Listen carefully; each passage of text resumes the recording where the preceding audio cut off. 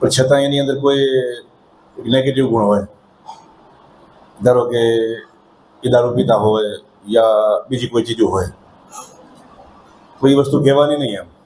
એમ પૈસા તો બહુ છે પણ દારૂ પીએ રહે. આપણે જીવનમાં જે વસ્તુની કામના હોય એ વિષયને લઈને ક્યારેય કોઈ નેગેટિવ વસ્તુ બોલવી નહીં. એક નાગામાં નાગો માણસ હોય, એનામાં 70 જાતની ખરાબી હોય, પણ એની પાસે પૈસા છે, તો તમારું ધ્યાન એના પૈસામાં હોવું જોઈએ. એની જે નેગેટિવિટી છે એમાં તમારું ધ્યાન હોવું જોઈએ નહીં. આ નિયમ છે. અને મનુષ્યની અંદર કાંક ને કાંક રહેવાનું. આપણે મનુષ્ય પૃથ્વી પર છીએ તો ઘણી બધી ચીજો આપણી અંદર એવી હોય છે કે જે અન્યને પસંદ પડતી નથી.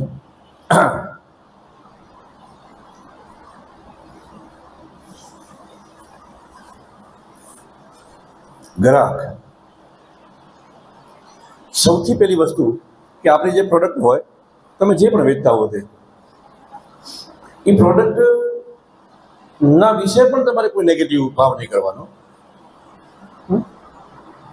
ધારો કે તમારી કોઈ દુકાન હોય અને તમે કોઈ ચીજ વેચતા હો, તો મનમાં એવો ભાવ નહીં કરવાનો કે હવે તો દુકાનો બહુ બધી થઈ ગઈ, લોકો 10 જગ્યાએ પૂછીને પછી લેવા આવે, આમ તો ખાલી પૂછવા જ ખાલી આવેલા, લેવાના નથી આવતા.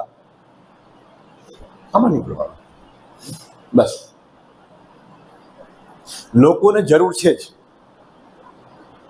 દુનિયાની અંદર આટલી જમીન વેચાય છે, આટલું સિમેન્ટ વેચાય છે, આટલી લોખંડ વેચાય છે, તો કાંક ને કાંક બનતું હશે. અને કાંક ને કાંક બનતું હોય તો એમાં જે સામગ્રી જોઈએ છે એ તો ક્યાંક ને ક્યાંકથી લેવાના જ છે. બસ આ વસ્તુ મારે વેચવી છે, જેનો હું બિઝનેસ કરું છું, અને જાય છે, ભાવ એ જ રાખવાનો. ઇનકેસ 2 દિવસ 3 દિવસ કદાચ કોઈ ગ્રાહકી ઓછી હોય તો મનમાં કોઈ નેગેટિવ ભાવ આવવો જોઈએ નહીં. ધારો કે આજ સવારથી કરી અને સાંજ સુધી કોઈ ગ્રાહક જ ના આવ્યો, બની શકે, તો નેગેટિવ ભાવ ના આવવો જોઈએ. પોઝિટિવ રહ્યો અંદર કે આવે છે, રસ્તામાં છે, સમજ્યા, રસ્તામાં છે, બસ પોઝિટિવ આવે. કેમ થશે પણ કાલ આજ સાંજ પડી ગઈ તોય કાંઈ 5 પૈસાનો વેપાર કર્યો નથી, બની શકે, થાય, આપણા ભાવ જાગે એવા. પણ એની ઉપર કાબુ, જે એનર્જી ક્લોટ કહેવાય. તમે પૈસા વિશે એટલા પોઝિટિવ બની જશો ને કે તમને એમ થશે કે પૈસો આવે તો પૈસો પૈસો છે, કારણ કે હું પૈસો હોઉં છું. ચાલુ અહીંયા પરસેવાના જે ટીપે પડ્યો એમાં એક 500 રૂપિયા નોટ ઉડી ગયું. બધી છે મશીન જેમ તૈયાર કરી નાખ્યો, હવે માથે રોટો સેવ બે કાઢી છે અને આમ છેડા કાઢીને માથે આમ હોનું નીકળેલું.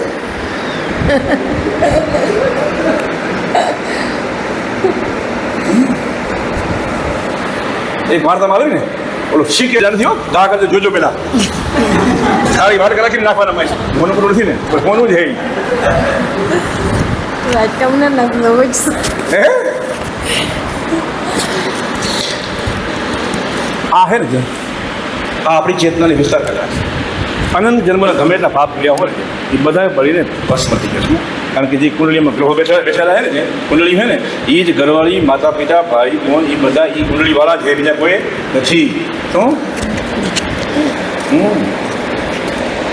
કુંડળીમાં મંગળ ક્યાં બેઠો હોય? આપણો ભાઈ હોય.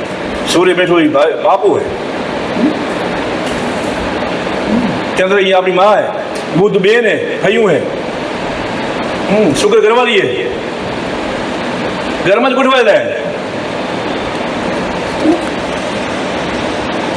મગર નડતો હોય, મગર નડે હોય તો ભાઈની સેવા કરો.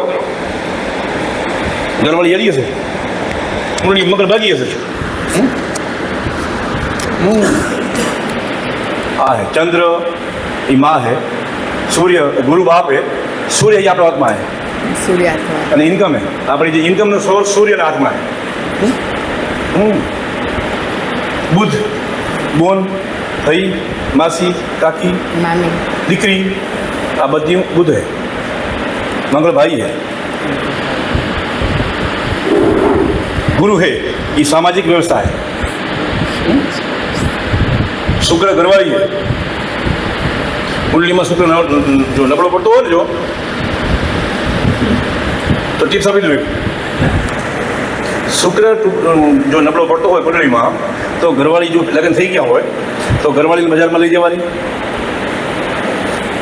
બે ઓપ્શન હે, પૈસા કેટલા ખીચાવે નહીં પડે. જો પૈસા ઘણા હોય ખીચામાં વગર ફક્ત શાંત.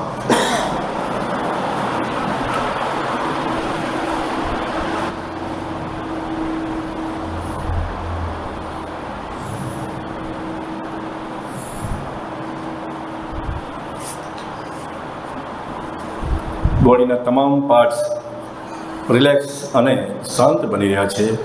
તમારો શ્વાસ પણ ધીમે ધીમે શાંત બને છે. એકદમ શાંત, રિલેક્સ, એકદમ શાંત.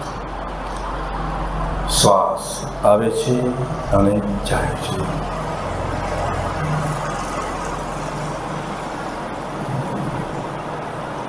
શ્વાસને જોવાનો પ્રયત્ન કરો. શ્વાસ આવે છે અને જાય છે. શ્વાસ અનાયાસ ચાલે છે, બસ આવે છે અને જાય છે. શાંતિ, પરમ શાંતિ.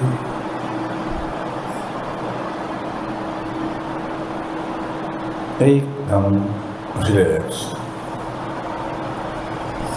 કદાચ પરસેવો લેવો છે, કોઈ પરવા ન કરો. એકદમ શાંત.